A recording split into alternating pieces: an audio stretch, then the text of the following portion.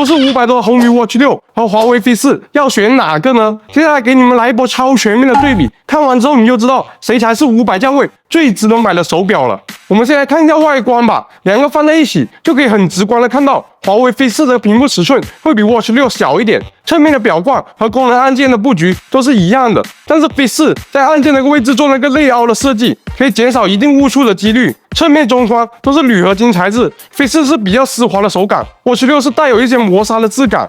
而且最重要的是，无论是功能按键的反馈，还是表冠旋转的反馈，Fit 4直接碾压红米的，整体的质感，这两个完全不是在一个水平上面的。不过我们在点亮屏幕之后，你就会发现 Fit 4的黑边比 Watch 6的宽太多了，特别是屏幕小的情况下更明显了。如果你是很在意屏幕视觉效果的话，可能这一波红米会更好一点。然后我们再来看一下它们之间的流畅度吧。这方面，华为 Fit 4依旧是碾压红米的。功能方面，这是红米升级的功能按键，但是我觉得 Watch 6这功能按键太麻瓜了。它这个按键只能按出控制中心，不能自定义按键，而华为是可以自定义功能按键的，可以快捷打开一些常用的功能界面。红米这一点我是真的理解不了啊！它的按键只能打开控制中心就算了，它这个控制中心也只能用按键打开。上一代是左滑可以进入了，现在直接没了，是真的不方便啊！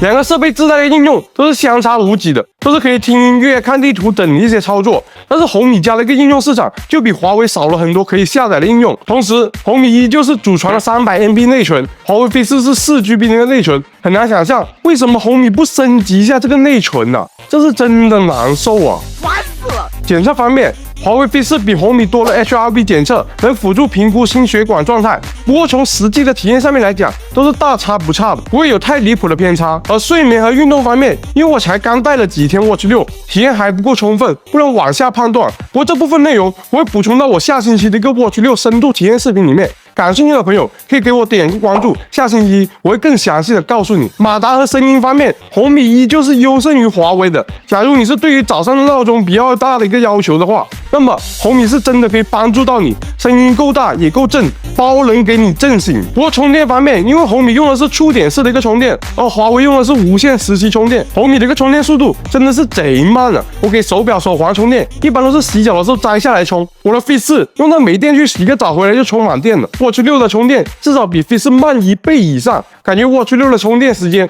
我去洗2次澡也未必能充满。最后我再来总结一下吧，从综合体验上面来说 ，Fit 4可以说是完爆了，整体各方面的体验都比红米要好。不过你要是在意视觉效果、在意声音震动方面的话，红米 Watch 6会更好一些。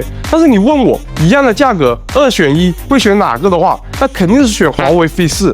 如果你还在犹豫要不要买 Watch 6的话，别急，可以关注我，下星期我会出一条关于 Watch 6的深度体验视频，看完之后你再决定要不要买吧，到时候还是能赶得上双11的。